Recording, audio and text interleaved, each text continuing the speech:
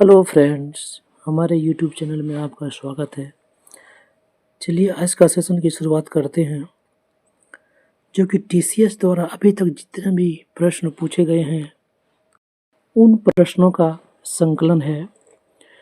TCS company जो कि SSC और रेलवे की एग्ज़ाम करवाते हैं, जिसका वेटेज 40% क्वेश्चन प्रीवियस ईयर से आता है और आप इसे रिवीजन बैच के तौर पर भी ले सकते हैं।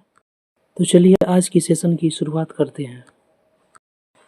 सड़कों के दोनों ओर ढकी हुई नालियों का साक्ष्य प्राप्त हुआ है हड़प्पा के नगरों से। घरों के बाहर का पानी और कचरा मुख्य भूमिगत नालों में बहता था। हड़प्पा सभ्यता में हड़प्पा के नगरों को दो भागों में विभाजित किया गया था, दुर्ग और निचला नगर। हड़प्पा सभ्यता में नगरों के ऊपरी भाग को वर्णित था गढ़ के रूप में।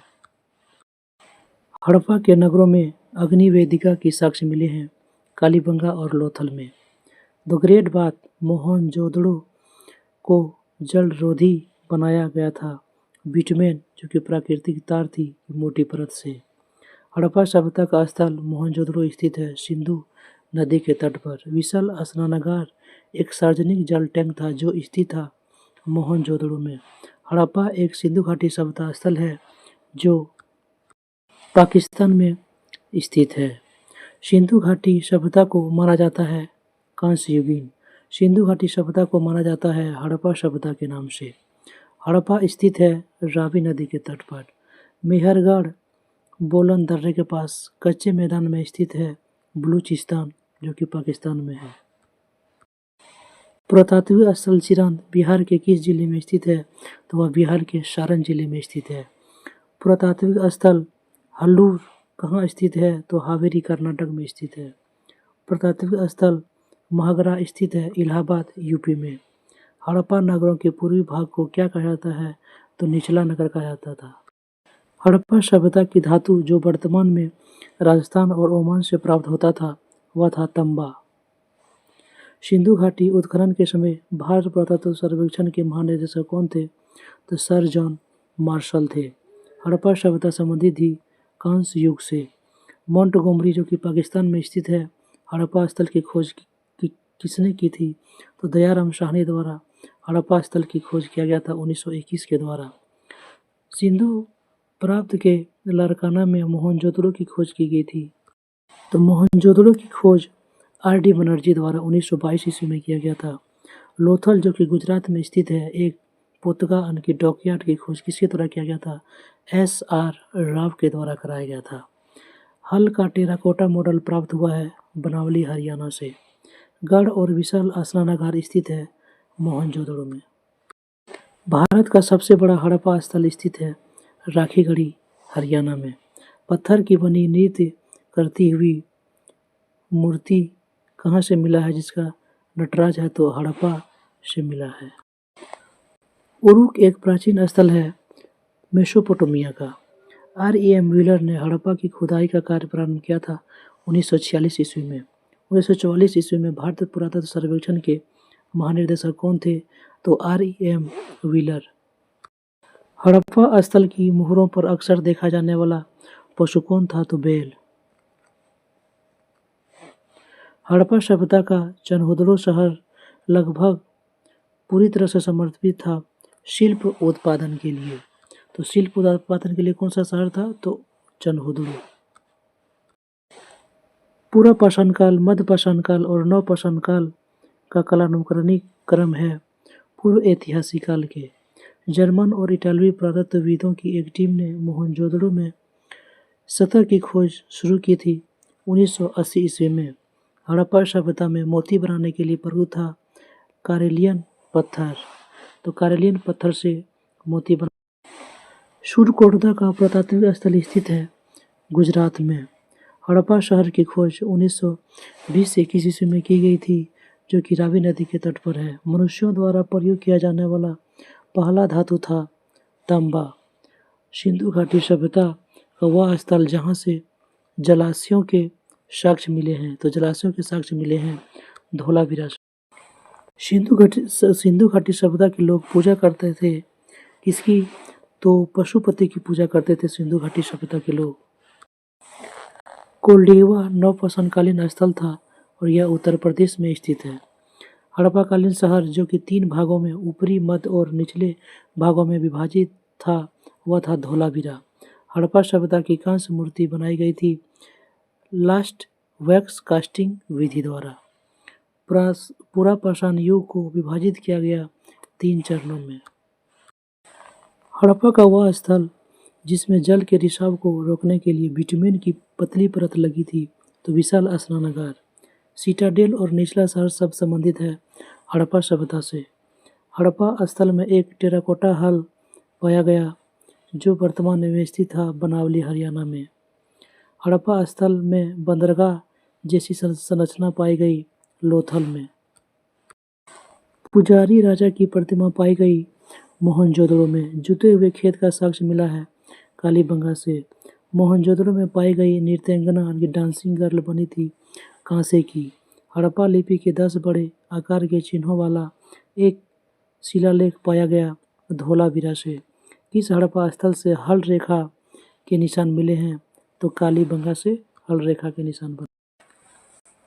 किस हड़प्पा शहर को 3 भागों में विभाजित किया गया था, जिसका प्रत्येक भाग विशाल पत्थर की दीवारों से घिरा हुआ था, तो मोहनजोदड़ो का वह भाग था। प्राचीन हड़प्पाकालीन स्थल लोथल वर्तमान में किस राज्य में स्थित है, तो गुजरात राज्य में स्थित है। लोथल स्थल पर हड़प्पा सभ्यता के अवशेष की खोज की गई थी S.R. राव के द्वारा। भूतल पर खोजे गए गड्ढों वाले घर जिसमें नीचे जाने के लिए सीढ़ियां थी पाई गई था बुर्ज होम, जम्मू कश्मीर में। खीरसारा, बालाकोट और लोथल बंदरगाह शहर थे सिंधु घाटी सभ्यता के। सिंधु घाटी सभ्यता के घरों में आमतौर पर कमरे के आसपास बने होते थे आंगन। टाइग्रिस यूफ्रेटस घाटी के मेसोपोटामिया के लोग सिंधु घाटी सभ्यता को कहते थे मेलुहा। भारत पुरातत्व के जनक कौन था, तो Alexander Cunningham. Alexander Cunningham Bharat पुरातत्व सर्वेक्षण के महानिदेशक कब बने थे, तो 1861 ईस्वी में बने थे। हड़प्पा संस्कृति की अग्निवेदिका कहाँ पाई गई थी, तो कालीबंगन और लोथल में। दैमाबाद नामक ताम्रपाषाण कालीन संस्कृति स्थल स्थित है, तो दैमाबाद महाराष्ट्र में स्थित है। धोलावीरा, रंगपुर और अमरपुरा पुरातत्व स्थल स्थित है गुजरात में। सूरकोटदा का पुरातत्व स्थल स्थित है गुजरात में। हड़प्पा स्थल आमरी कहाँ स्थित है, तो आमरी सिंध प्रांत पाकिस्तान में। हड़प्पाकालीन स्थल कालीबंगन घग्गर नदी के तट पर स्थित है, जिसकी खोज 1851 ईस्वी में किसने किया था, तो कालीबंगन की खोज 1851 ईस्वी में अमरानंद घोष द्वारा किया गया था। किस हड़प्पा स्थल से सीढ़ीदार स्थल के साथ एक बड़े खुले क्षेत्र का साक्ष्य मिला है, जिसे स्टेडियम के रूप में पहचाना जाता है, तो स्टेडियम के रूप में पहचाना गया है वह है धोलावीरा। हरियाणा में स्थित एक पुरातत्व स्थल बनावली की खुदाई की गई थी R.S. बिष्ट के द्वारा। मध्य प्रदेश में भीमबेटका है एक पूरा पाषाणिक स्थल। कालीबंगा, बालाथल, कर्णपुरा और बरौर स्थित है राजस्थान में। लोथल एक प्रसिद्ध बंदरगाह शहर था, किसका, तो सिंधु घाटी सभ्यता का एक प्रसिद्ध बंदरगाह था लोथल। गुजरात में स्थित एक हड़प्पा स्थल सूरकोटदा की खोज 1964 ईस्वी में की गई थी J.P. जोशी के द्वारा। प्राचीन भारत में कुत्तों को पालतू बनाए जाने का साक्ष्य प्राप्त हुआ है बुर्ज होम, जो कि जम्मू कश्मीर से। सिंधु घाटी सभ्यता का सबसे ऊपरी स्थल होता था सबसे ऊपरी स्थल मांडा। सिंधु घाटी सभ्यता से संबंधित गोला घोड़ा स्थल स्थित है, ये होगा धौलाधार स्थित है धोलावीरा। धोलावीरा स्थित है गुजरात में। होमो इरेक्ट्स, तो होमो इरेक्ट्स की खोपड़ी प्रागैतिहासिक भारत स्थल में पाई गई थी हथनौरा से। चरक संहिता लिखी गई है महर्षि चरक के द्वारा। सिंधु घाटी सभ्यता का दूसरा नाम है हड़प्पा सभ्यता। सिंधु सभ्यता का सबसे बड़ा भारत स्थल था राखीगढ़ी, जो कि हिसार हरियाणा में है। भीमबेटका की गुफा में की खोज किसने की थी, तो विष्णुधर वाकनकर ने भीमबेटका की गुफा की खोज की थी। भारत में वह चट्टानी गुफा जहाँ सबसे अधिक चित्र पाए गए वह है भीमबेटका की गुफा। चलचोलिथिक युग को किस नाम से जाना जाता है? तो चलकोलिथिक युग को ताम्र युग के रूप में जाना जाता है। मध्यपाषाण काल में पशुओं को पालतू बनाए जाने का प्रमाण बागौर राजस्थान से प्राप्त हुआ है, जो कि यह मध्यकाल का है। पशुपालन का प्रारंभ किया गया था तो मध्यपाषाण काल युग के दौरान शुरू हुआ था। अनर्ता परंपरा के समान चीनी मिट्टी की चीजें सबसे पहले किस जगह से मिली है? तो सुरकोटदा से चीनी मिट्टी की चीजें सबसे पहले मिली है सुरकोटदा से। मध्यपाषाणकालीन स्तर पेशरा स्थित है बिहार में। लेवलोइस तकनीक का तात्पर्य क्या है? तो प्रागैतिहासिक परत उपकरण बनाना। हड़प्पा सभ्यता के किस शहर के गढ़ों और निचले इलाकों में कई बड़े कुंड और जलाशय पाए गए? तो धोलावीरा में। हड़प्पा सभ्यता स्थल मंडी कहाँ स्थित है? तो मंडी उत्तर प्रदेश में स्थित है। हड़प्पा सभ्यता का सबसे ऊपरी स्थल मांडा स्थित है जम्मू कश्मीर में। हड़प्पा सभ्यता का सबसे पूर्वी स्थल आलमगीरपुर उत्तर प्रदेश में। सिंधु घाटी सभ्यता का सबसे दक्षिणी स्थल दैमाबाद महाराष्ट्र में स्थित है। हड़प्पा सभ्यता की मुहर जो वृक्ष की आकृति की पाई गई वह थी पीपल वृक्ष की। भारतीय महाद्वीप में कौन सा सभ्यता घोड़े से अनजान थे? तो सिंधु घाटी सभ्यता घोड़े से अनजान थे। खाद्यान्न की खेती प्रारंभ हुई थी नवपाषाण युग में। मानव कब्रगाहों में कुत्तों का अंतिम संस्कार किया गया था तो बुर्ज होम में। भारत में व्यवस्थित खेती का सबसे प्राचीन साक्ष्य कहाँ से मिला है? तो मेहरगढ़ से। कोपेनहेगन संग्रहालय की सामग्री से पाषाण कांस्य और लौह युग का त्रिकोणीय विभाजन किया गया थॉम्पसन के द्वारा। पहला मानव जीवाश्म भारत के किस नदी घाटी से प्राप्त हुआ? तो नर्मदा नदी से। भारत में सर्वप्रथम पूर्व पाषाणकालीन उपकरण रॉबर्ट ब्रूस फूड को कब मिला था? तो 1863 ईस्वी में। पूरा पाषाण युग में हड्डी से बनी मातृ देवी की मूर्ति कहाँ से प्राप्त हुआ? तो बेलन घाटी उत्तर प्रदेश से, जहाँ से मातृ देवी की मूर्ति प्राप्त हुआ है। सराय नहर राय और महदाहा संबंधित है किससे? तो गंगा घाटी की मध्यपाषाणकालीन संस्कृति से। एक ही कब्र से 3 मानव कंकाल प्राप्त हुए हैं दमदमा से। तो एक ही कब्र से 3 मानव कंकाल मिले हैं दमदमा से। भारत उपमहाद्वीप में भैंस पालन का सबसे प्राचीन साक्ष्य मिला है मेहरगढ़ से। गंगा घाटी में धान की खेती का सबसे प्राचीन साक्ष्य मिला है लहुरा देव से। इनाम गांव पुरातात्विक स्थल स्थित है महाराष्ट्र में। नवदा टोली मध्य प्रदेश का उत्खनन किसने करवाया था? तो HD शंकालिया ने करवाया था नवदा टोली मध्य प्रदेश का। प्रारंभिक हड़प्पा स्थल जो किलेबंदी का साक्ष्य प्रदान करता है वह है कालीबंगन, जहाँ पे किलेबंदी का साक्ष्य है। हड़प्पा संस्कृति की जानकारी का प्रमुख स्रोत है पुरातात्विक खुदाई।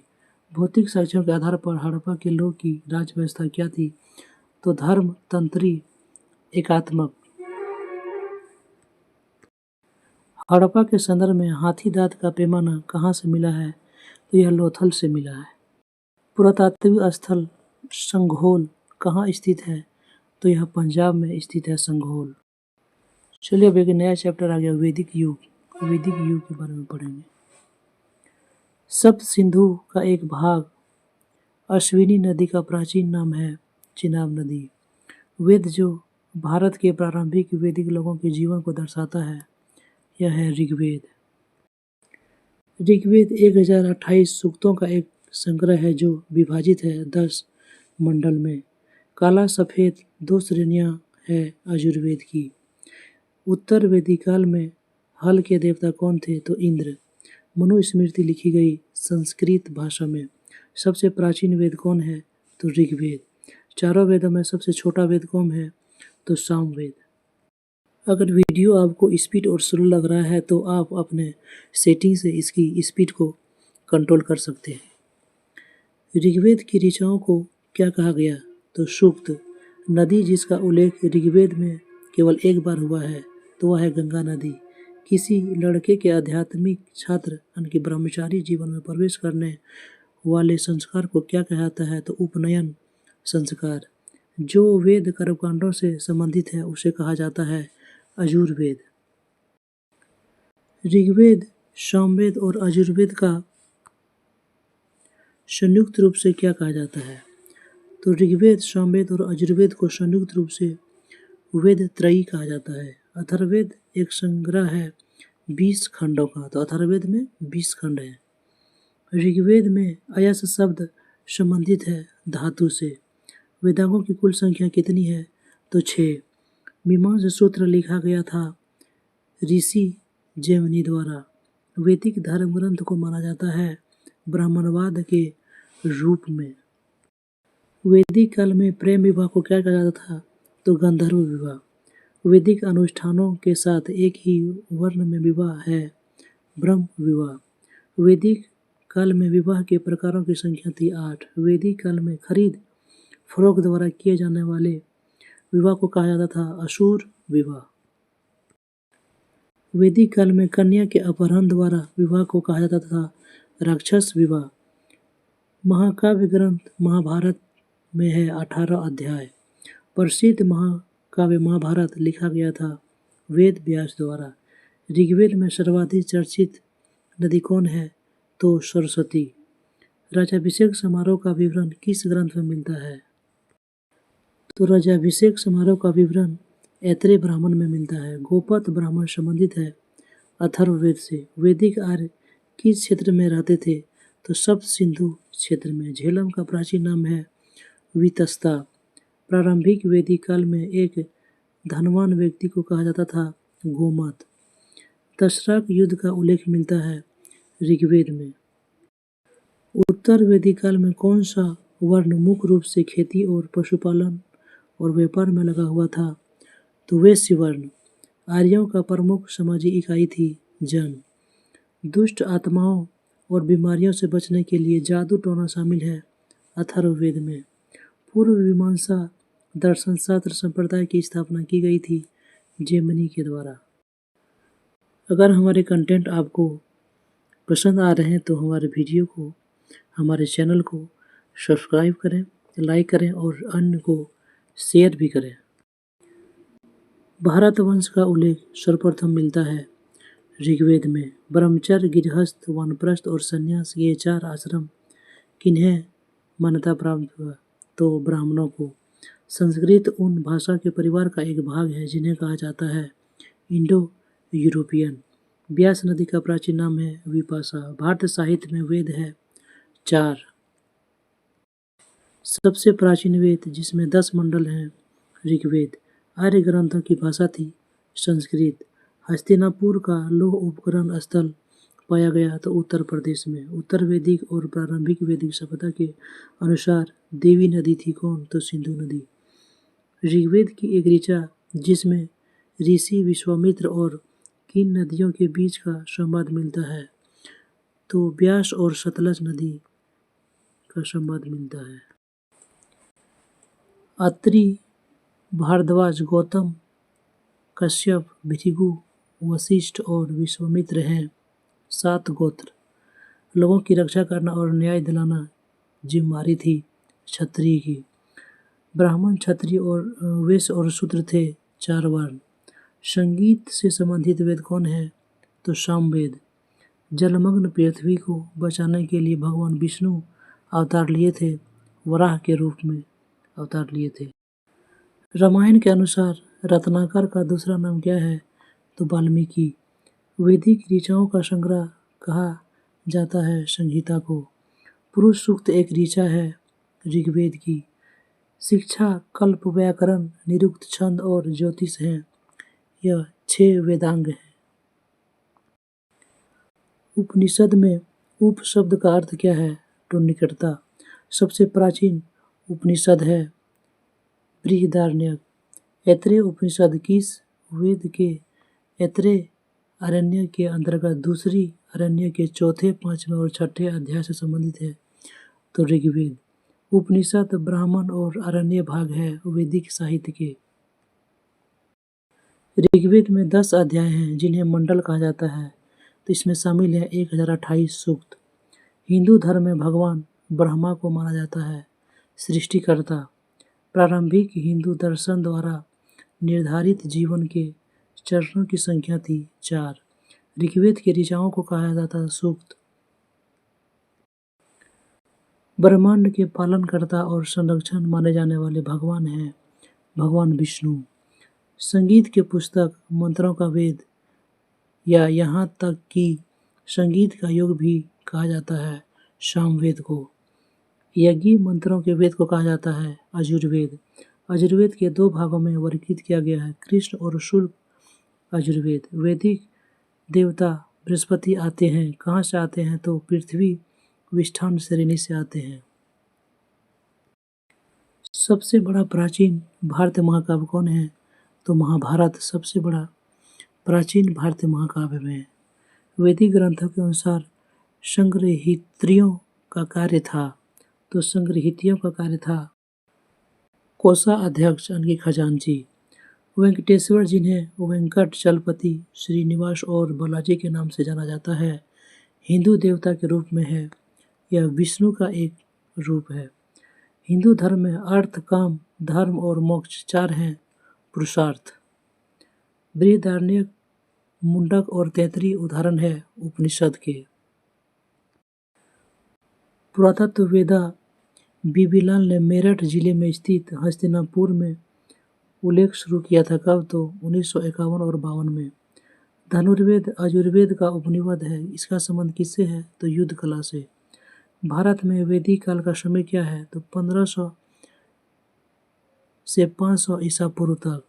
जटिल शब्दों की व्याख्या और अर्थ के लिए जाने जाने वाला वेदांग कौन था? तो निरुक्त।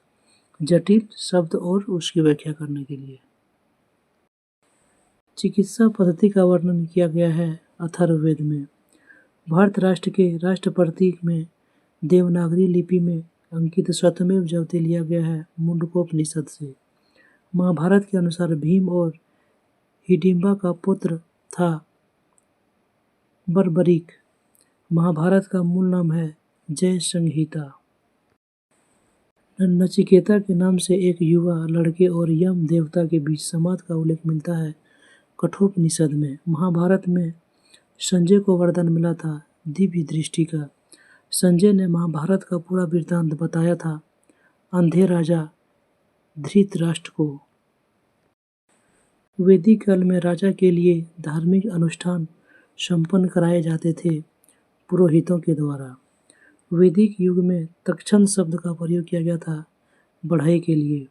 वह यज्ञ जिसमें एक घोड़े को स्वतंत्र रूप से घूमने के लिए छोड़ दिया जाता है और प्राचीन भारत में राजा के द्वारा उसकी रक्षा की जाती है, यह था अश्वमेध यज्ञ। वह देवता जिसने ऋग्वेद में कीलों को तोड़ने वाला कहा गया, वह था इंद्र देवता। ऋग्वेद का वह सूक्त जिसका प्रयोग प्राचीन भारत के ब्राह्मणों द्वारा वर्ण व्यवस्था को उचित ठहराने के लिए किया गया, तो वह था पुरुष सूक्त। ऋग्वेद संबंधित है स्तुति स्त्रोत के ज्ञान से। यजुर्वेद संबंधित है यज्ञ सूत्रों के ज्ञान से। सामवेद संबंधित है धनु और मंत्रों के ज्ञान से, जबकि यजुर्वेद संबंधित है जादुई सूत्रों के ज्ञान से। प्रारंभिक वैदिक काल के दौरान पूजा जाने वाला वे देवता थे इंद्र, वरुण, अग्नि और सूर्य। नए शासकों द्वारा क्षत्रिय के रूप में अपने पुनर्जन्म को दर्शाने के लिए किया जाने वाला अनुष्ठान को क्या कहा जाता है? हिरण्यगर्भ, स्वर्णगर्भ। अपने पुनर्जन्म को दर्शाने के लिए। वैदिक काल में चतुराश्रम के अनुसार पारिवारिक जीवन काल से संबंधित शब्द है गृहस्थ। आयुर्वेद उपवेद है ऋग्वेद का। आयुर्वेद उपवेद है ऋग्वेद का। आयुर्वेद का उपवेद धनुर्वेद है। यजुर्वेद का उपवेद धनुर्वेद है। इसका संबंध किससे है? तो युद्ध कला की नीति से संबंधित है। गंधर्व वेद नृत्य और संगीत से संबंधित है, जो कि उपवेद है। सामवेद का उपवेद है गंधर्व वेद, और यह नृत्य और संगीत से संबंधित है। तो आज का सेशन समाप्त हुआ।